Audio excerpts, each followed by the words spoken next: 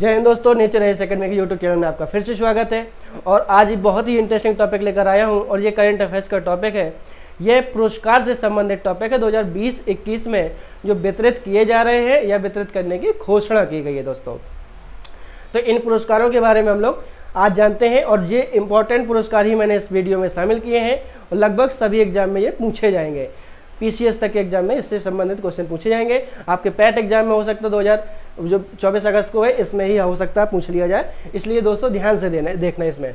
तो पहला जो पुरस्कार है आपका ये है साहित्य अकादमी पुरस्कार दोस्तों। कौन सा है? तो साहित्य अकादमी पुरस्कार 2020 का पुरस्कार है और ये हिंदी भाषा के क्षेत्र का ये अनामिका जी को दिया गया दोस्तों। किसको दिया है? तो अनामिका जी को। ये अनामिका मैंने हाईलाइट कर दिया है रेड पेन से। तो अनामिका जी को हिंदी भाषा का साहित्य अकादमी पुरस्कार 2020 का दिया गया है और इसलिए इंपॉर्टेंट हो जाता है क्योंकि हिंदी साहित्य की महिलाओं को अभी तक यह पुरस्कार किसी को नहीं दिया गया है, इसलिए पहली बार हिंदी भाषा का साहित्य अकादमी पुरस्कार दिया गया है अनामिका जी को।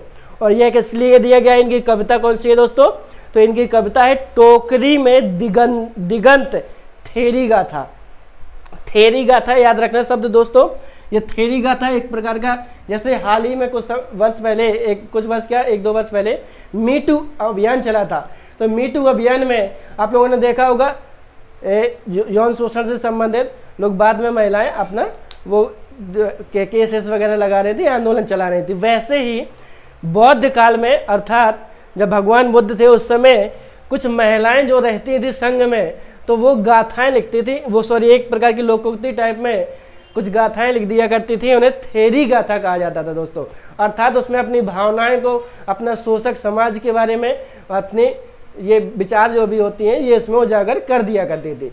वैसे ही उन्हीं के बारे में इन्होंने लिखा है। तो टोकरी में दिगंत थेरी गाथा नामक कविता के लिए अनामिका जी को हिंदी भाषा का साहित्य अकादमी पुरस्कार दिया गया है दोस्तों।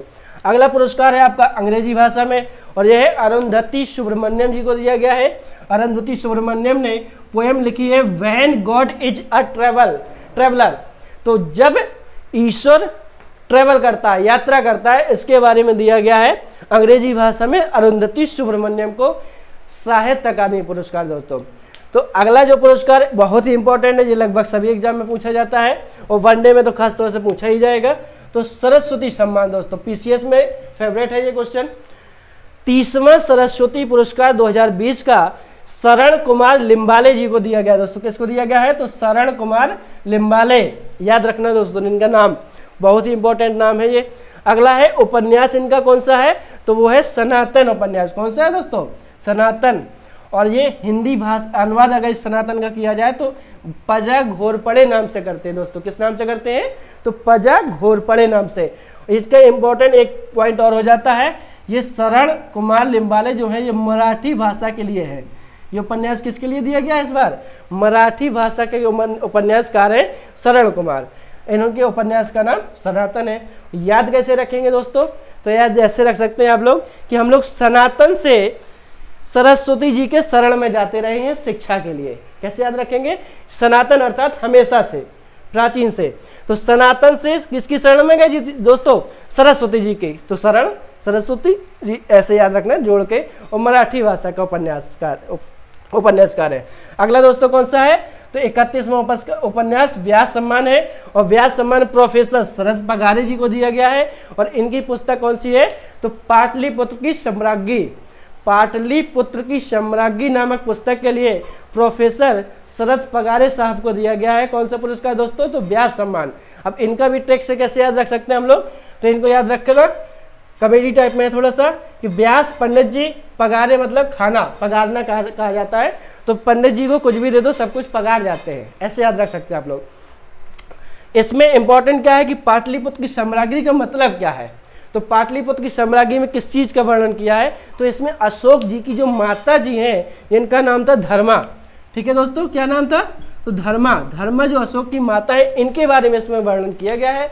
क्योंकि अशोक सम्राट कैसे बना या इतने बड़े सम्राट किस टाइप कैसे बनते हैं और धार्मिक असहिष्णुता इनके अंदर कैसे आती है, तो इसके बारे में, इनके संस्कार, इनका चरित्र, उन्होंने एक प्रकार से दिया है, इसलिए ये बने हैं। तो इसलिए इसमें हाथ इनकी माता जी का है। बिंदुसार की पत्नी धर्मा के बारे में इसमें वर्णन किया गया है, अशोक की माता है।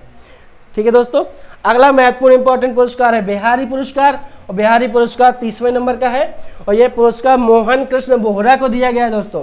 तो मोहन कृष्ण बोहरा को बिहारी पुरस्कार 2020 का दिया गया है, और यह पुरस्कार इनकी पुस्तक तस्लीमा संघर्ष और साहित्य, ये तस्लीमा नसरीन का आपने दोस्तों नाम सुना होगा, उन पर लिखी हुई पुस्तक है तस्लीमा संघर्ष और साहित्य।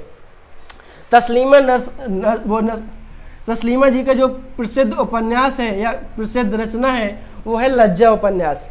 लज्जा 1993 में लिखा गया एक उपन्यास था, और इन्होंने तस्लीमा नसरीन जी ने इस लज्जा में मुसलमानों में जो रूढ़िवादिता है, कट्टरता है, अर्थात इस्लाम में जितनी भी बुराइयां हैं इसका घनघोर रूप से विरोध किया था, अर्थात इसकी बुराइयों को उजागर किया था। और ये दोस्तों देख सकते हैं 1993 में लिखा गया है।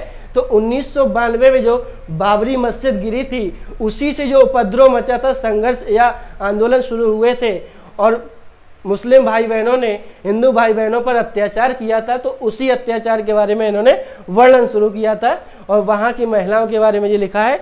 तो लज्जा, इसको इंग्लिश में सेम के नाम से जानते हैं, तो सेम नामक उपन्यास तस्लीमा नसरीन जी का है, और इन पर ही पुस्तक लिखी है मोहन कृष्ण बोहरा ने। तस्लीमा जी पर पुस्तक है ये, तस्लीमा जी का लज्जा उपन्यास है दोस्तों, ये अलग अलग चीज़ें हैं। और ये पुरस्कार बिहारी पुरस्कार ऐसे याद रख सकते हैं, बिहारी कृष्ण भगवान का नाम है, मोहन भी कृष्ण भगवान का नाम है, कृष्ण भी मोहन कृष्ण भगवान का नाम है, तो मोहन कृष्ण बोहरा बिहारी पुरस्कार। अगला पुरस्कार दोस्तों कौन सा है? तो मैन बुकर पुरस्कार है, ये भी पूछा जाता है।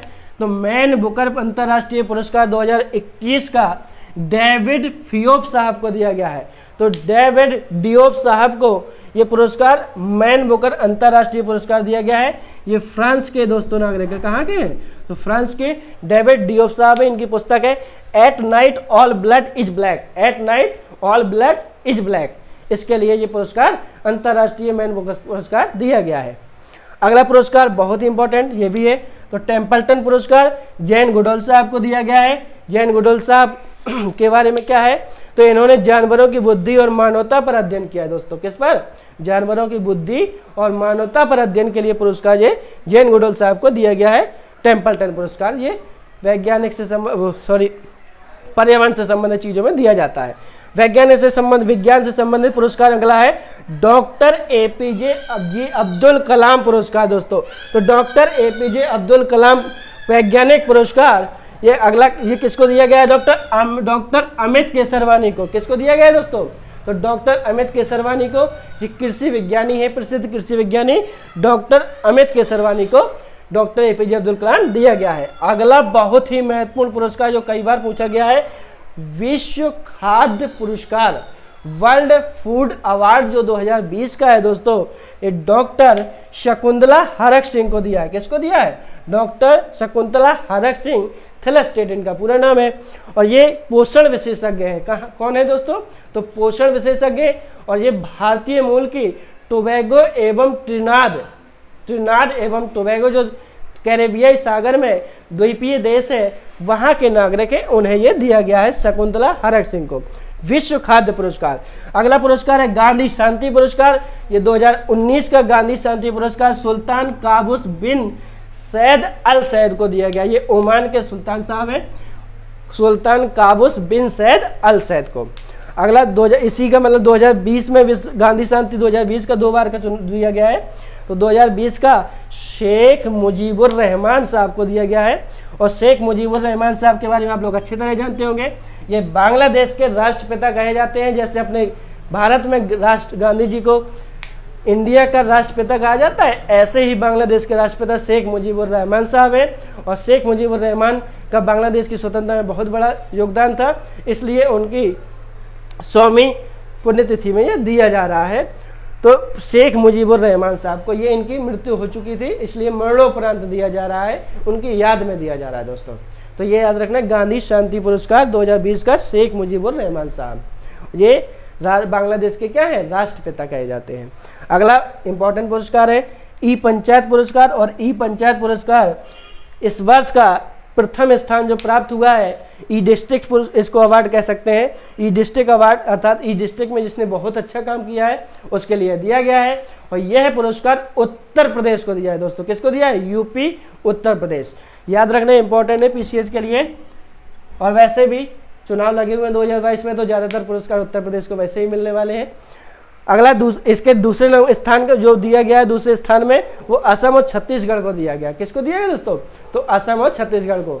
मजाक का वैसे था दोस्तों, लेकिन ई डिस्ट्रिक्ट के क्षेत्र में उत्तर प्रदेश बहुत ही अच्छा काम कर रहा है और अच्छा काम करने की वजह से ये पुरस्कार उनको दिया जा रहा है। तो उत्तर प्रदेश सरकार को पहला ई डिस्ट्रिक्ट पुरस्कार फर्स्ट नंबर का फर्स्ट प्राइज दिया गया है उत्तर प्रदेश सरकार को।